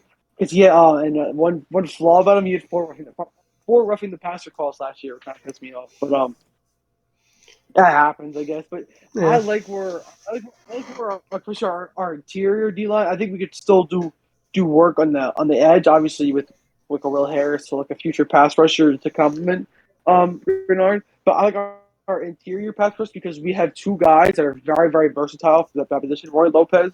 I don't know how familiar you are with Roy Lopez, but he's big, but he's quick. He's very, very athletic for the guy, size like guy like him. And then same with Booker, where he's very, very athletic, and he could be that kind of guy where he's going to be able to take blocks and not get to the linebackers, so the linebackers can come in and crash down and make the play.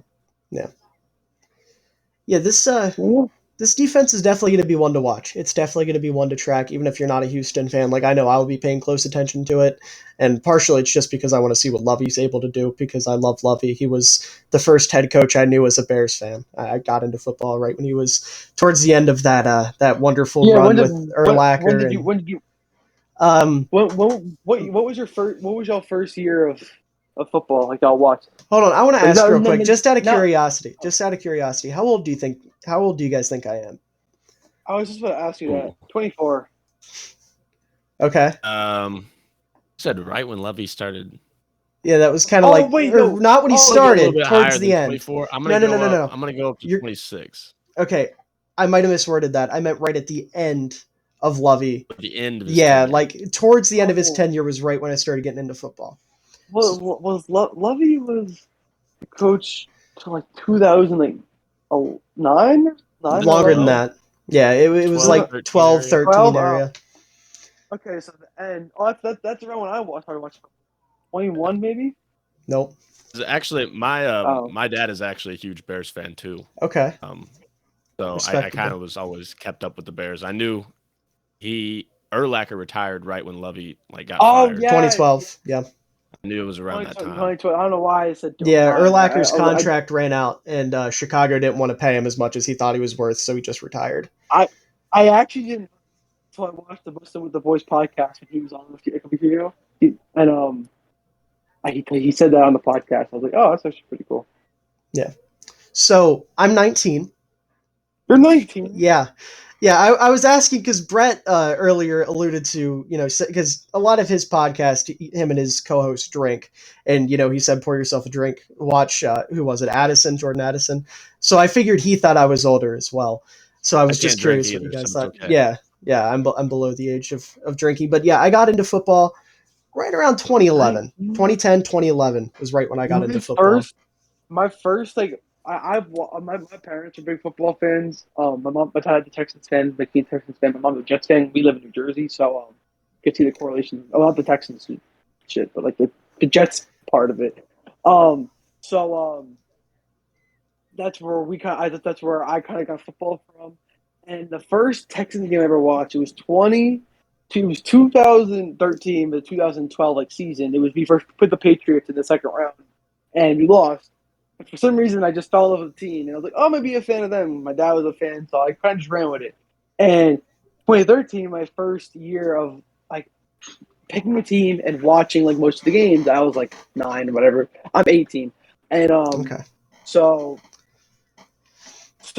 that was actually it happened to be that year. We actually went 2-14 that year. It was completely miserable, but So that was the first year, and as the years went on, 14, 15, 16, I paid more attention to them, and then by 2015, I was practically watching every single game, and then by now, where I know the whole roster, all the moves that we do, and the main stuff of the Texans. And honestly, I'm a big football fan in general. I know a lot of football, even outside of the Texans. Yeah. But me, the Texans are my favorite. See, I have a fun story. My first football memory, or at least the one that's ingrained in my brain the most. I can remember football a little bit before this, but my first big football memory was little things of football. Yeah, but My first full game I can remember was when Chicago lost in the NFC title game to Green Bay. I remember that vividly. That's painful. Yeah, that's fun painful. one. Freaking BJ Raji. Now I've got a question, Logan. You said your dad's a Bears fan. How'd you become a Texans fan? So I guess we'll just go over my family here. So yeah, go my for mom it. is actually my mom's family is from Massachusetts, so they are Patriots fans. Oh, cool. They moved down here. My dad is from Illinois. Grew up with the '85 Bears. Team of all time. I wish I hear it every wish year. I could watch that. I wish I could watch that. So they ended up both moving down here and had me. I was a first generation Texan. Texans were born in 2002. I was born in 2002. So eventually when I got older, I don't want to say like despite my dad, but Bears and Texans would play every 4 years. And at that point, like the Texans had never lost to the Bears. I just kind of started rooting for the team going against his, like the hometown team. So I guess around when Kubiak got hired, so 2010. Yeah, was that 10? Was that 10? Yeah. Yeah, 2010 when Foster broke out and led the league in rushing. That's a name right there. I've lived in Houston my whole life though. Gotcha. Yeah. See, so this is something that surprises a lot of people. First of all, my age gets a lot of people. Everyone thinks I'm always older. Yeah, I thought you were in your mid-20s. It's the beard. Yeah. It's the beard. It's definitely the beard. If I shave the beard, I'd look like I'm 13. So that's why I have the beard. That's unfortunate. Yeah, it's literally one extreme or the other. There's no in between. Eventually I'll grow into it and we'll be fine.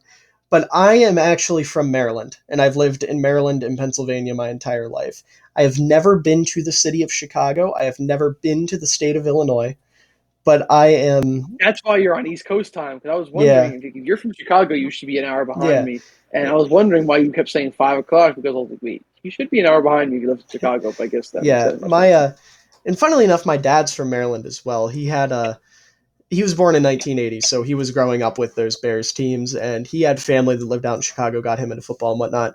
And when I was born and I started getting into football, my dad always told me it was either I'm a Bears fan or I sleep on the porch. So I got screwed over with it, I guess you could say, but I love this team to death. Obviously, you guys know the ups and downs and whatnot of being a diehard fan, and Brett gets it both ways, being a Bears and a Texans fan. So is there anything we haven't talked about that you guys want to bring up? Any specific players, any coaches, any expectations, anything like that? One coach, I guess, would be fun for people to know about. He's going to be the passing game coordinator this year with Pep Hamilton. Ben McDaniels, Josh McDaniels' younger brother. That's cool. That's a pretty fun one for people. Mm-hmm. Yeah, I know about that. That's cool. He was the wide receivers coach last year with Nico and Brandon, but he just got elevated to passing game coordinator. Yeah, when he said passing coordinator, I knew it was someone that had a brother, but I couldn't put a name to it.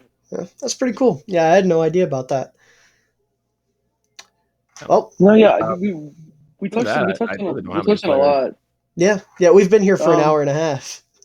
I know. That's about how long these have ran. I thought this one was going to be shorter because Brett had to head out, but I mean, here we are still going. So people are going to tune out about halfway through because Brett leaves, and then that leaves whoever wants to watch the rest. But one player we didn't talk about that I'm curious to hear your thoughts on, Titus Howard.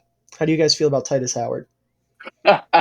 He's one of the only Bill O'Brien picks left. Mm-hmm. I mean, it wasn't Bill O'Brien that picked him; it was the old GM that picked him. But right, that realm of that regime, regime. He's an interesting one because he's pretty bad at guard, but he's very good at tackle. And I think him at right tackle with Laramie at left complements not a spectacular duo, but a serviceable duo where you're not like, oh, we need to upgrade this position to get better. It's like we can pick it. We can look at other positions and be like, yeah, we need to upgrade that before right tackle. Right. That's what I think if you're looking down the offensive line, that he's the Grim Reaper's knocking on Titus Howard's door. Like it's not pretty at guard at all. Mm-hmm. Like we were saying, but even at tackle, like I get pretty worried with him out there. Me personally, I actually don't have a problem with him at tackle, because last year when he played at tackle, he actually wasn't bad, surprisingly. But the position we need to keep him away from is guard. Mm-hmm. Like, keep him away from the guard position at all times. We've got Green and you've got Can. He's not going to be playing any guard this year. I wouldn't worry about that. Which I think I know.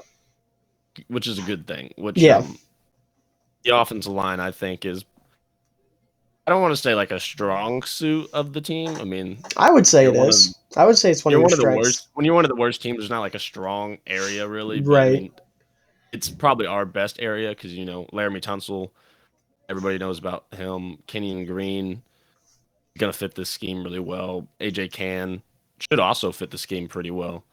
Then AJ Can, I like him. Yeah, I like him.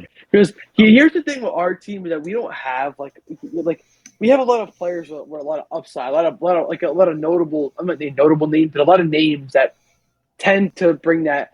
Okay, he could be a good player, kind of thing, like a Sting. Like he should be a good player, like a John Mechie. He should be a good player. We have a lot of those people that they have a lot of upside. Like in a year or two, they could be really good. So that's what we have a lot of. We don't have like an elite position, like elite position group, like wide receiver, quarterback, safety, whatever. But we have a thing where we have a lot of potential in every part of the team, and with the right playing time, right opportunities, we could have like multiple groups on the team that are considered above average, great, or at some point elite.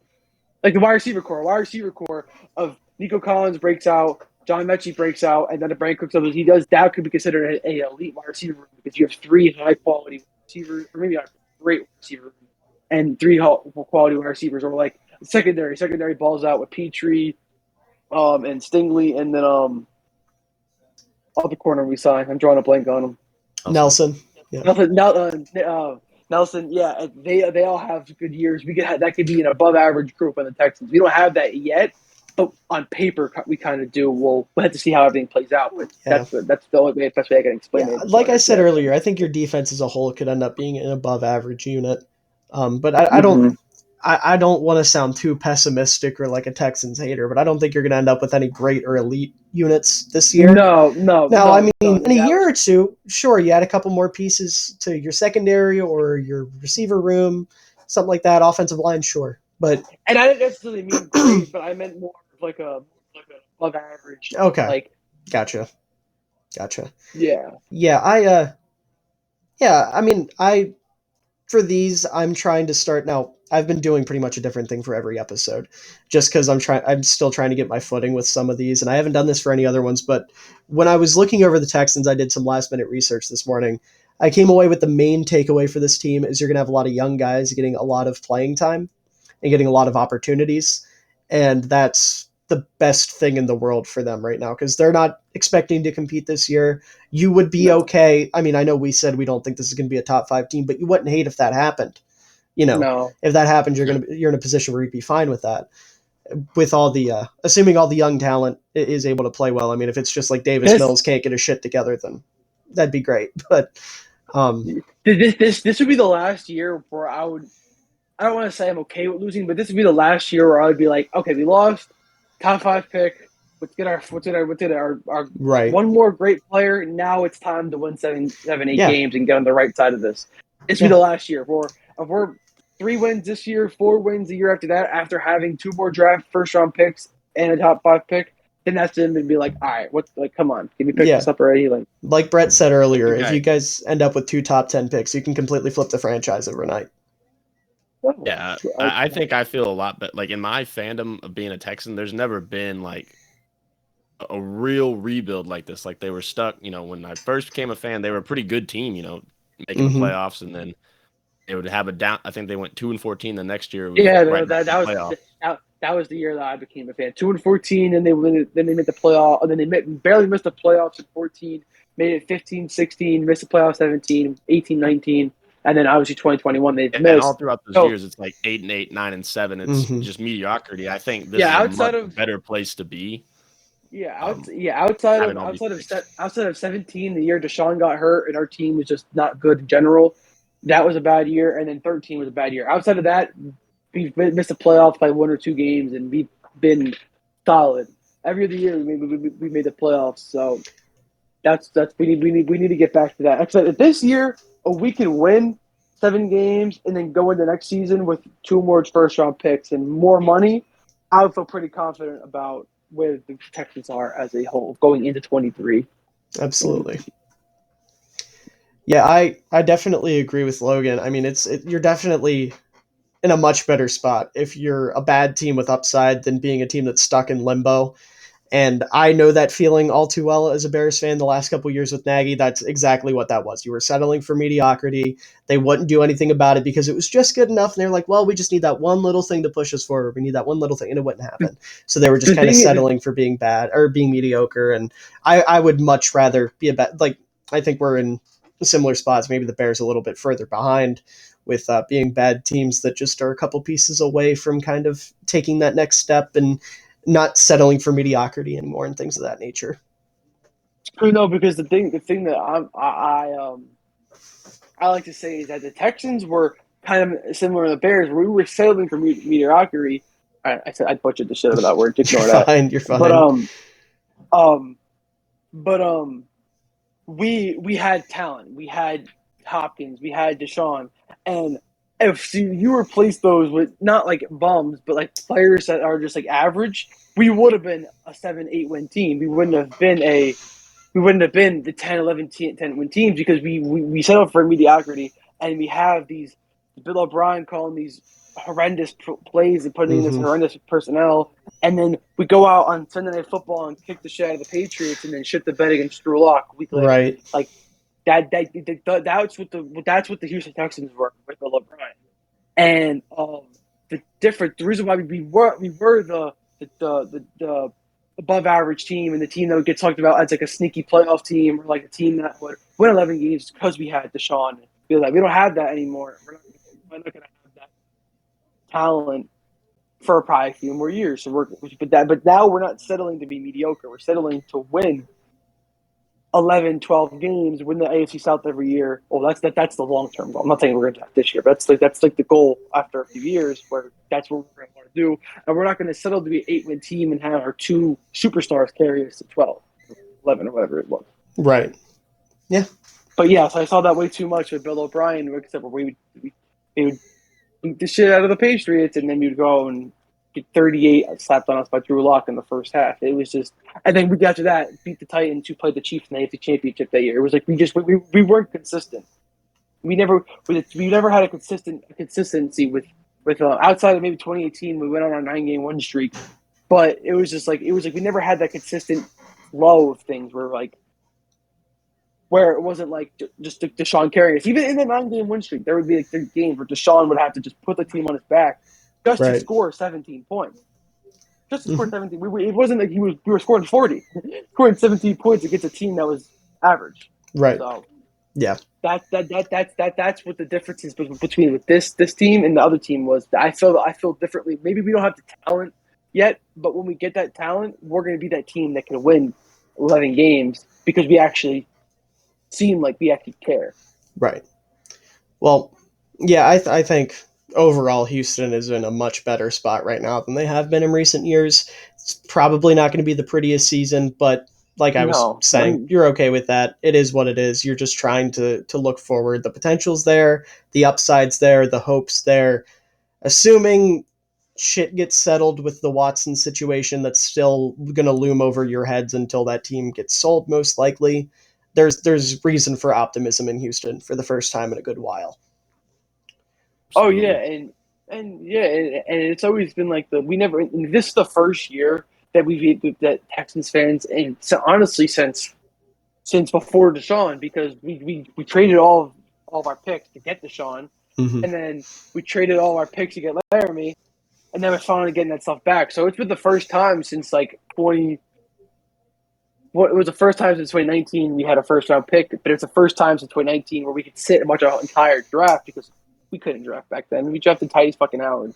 Like that, right. We could have went so many different ways that year in general. So this was good. Like I had high hopes for this because we had the 3rd overall pick. We had the 13th pick. We had 2nd, 3rd, 4th round pick, and then Nick Caserio showed that he's capable of drafting in late rounds. Right. He should be able to do it in early rounds. Yep. And it was just like, all right. And then the draft was a blast. That was the best 3 days I've had in a long time. And yeah, it was good. It was just Texans football feels different. Last year, it was just like I didn't want the season to start because I didn't want to watch that football team play for 60 minutes because like games like when we played the Bills last year, that was one of the worst games I've ever watched. We lost 40-0. We got pounced on. We played the Colts twice. We got shut out one of the times. We scored 3 points the other time. We played the Cardinals. Scored 5 points. Right. It was like those games like that. I did not want to see. I didn't want to see. And this year, I want the season to start because I want to see what Timmy's going to do. I want to see what John Mechie's going to do. I want to see. Right. And I want to see what Davis wants to do. I'm very excited for Davis because it's like not very often where you have potential to have a third round pick to be your top 15 guy and a guy that can, with the right talent, could elevate you and take you to the playoffs. Yep. Well, we've been going for nearly an hour and 45 minutes, which is about 45 minutes longer than I thought this episode would go, but that's fine. We had a good discussion. You know, like I said, we got a lot covered with the Texans. There's reason for optimism. So before we wrap up, if there's anything either of you guys want to plug, social medias, anything like that, go for it. You can go first over there. Nah, nothing. Okay. I'll go. Fair enough. So, yeah, they alluded to at the beginning. I am running the Texans Walter Picks account. So, download the Walter Picks account. Use code LOGO. That would help me out. Follow me over there. You can follow me on Twitter, Farlow_Logan, and then my other TikTok account, Logo NFL. So, what's the name? What's the name of it? Logo, like LOGO NFL. Okay. Is it like an Instagram? Nope, that's my other TikTok account. Yeah. Oh. And I'll make sure to have links to all of Logan's socials in the description below. So if you don't feel like typing it out, you can go check it out there. Yeah. Just one last time, thank you guys so much for coming on. It was a blast. And of course, thank you to Brett Kollmann for coming on, who I am still in fucking shock showed up. That was different. I had when you was telling me the surprise, I was like, oh, I wonder who would probably some like YouTuber with like 10K is gonna come on this thing. It's just casually the godfather of NFL YouTube. How did you even get him? I just DM'd him, and he was like, "Yeah, man, I'm down." Oh, great. Yeah, that's like legitimately. I told myself I don't want to fangirl too much, but that was like a bucket list item for me getting to sit and talk football with Brett. You shot your shot. And it worked. That's how a lot of this has went. I've shot my shot with a lot of big creators, and I've actually had a bunch get back to me, so it's been a lot of fun. But that's going to do it. How many more teams you got left with this? Oh, God, this is only like the 5th one we've done. 6th maybe, so I've got a lot to do. My schedule is packed through July. It is nuts. And the worst part is at the end of July, like the last couple days, I'm going to be on vacation. So I'm going to be recording team previews from my hotel room at the beach, which will be interesting because I don't know how the Wi-Fi is going to hold up there. But we'll manage. We'll figure it out. But I like the series you're doing. I like that. I appreciate it. You're just like, yeah, you're like doing. When I saw that TikTok, I was like, I gotta get on this. I'm a big Texans fan. I know what I'm talking about. Yeah, I didn't expect that TikTok to get as popular as it did. It had like 10,000 views the last I checked, and unfortunately, I've scheduled probably 70 or 80 people to come on, and I've probably had to turn down another 40 or 50. So there's been a lot of interest in people wanting to come on, which was absolutely insane, and I love it. But that's going to do it for this episode of the Ball Knower Podcast Team Previews. I hope you enjoyed. Once again, thanks to everyone for coming on, and thank you guys for watching. Leave a comment down below. Tell us what you think about the Texans, what you think their season's going to look like, players you're excited for, maybe what you want them to do this upcoming offseason if you're not an optimistic Texans fan and you're just ready for it to be over. Whatever it is, just make sure you comment it down below. Make sure to leave a like. That gives me the motivation to continue doing these, to continue putting out content, because this stuff, as much as it is fun, it is strenuous. You know, there's a lot of work and research that goes into this. I have to put aside a lot of things to get the time to do it, which I don't mind, but it would really mean a lot if you guys would show your appreciation for it. But anyways, that's it. Thank you, and have a good day, night, afternoon, whatever time it is for you.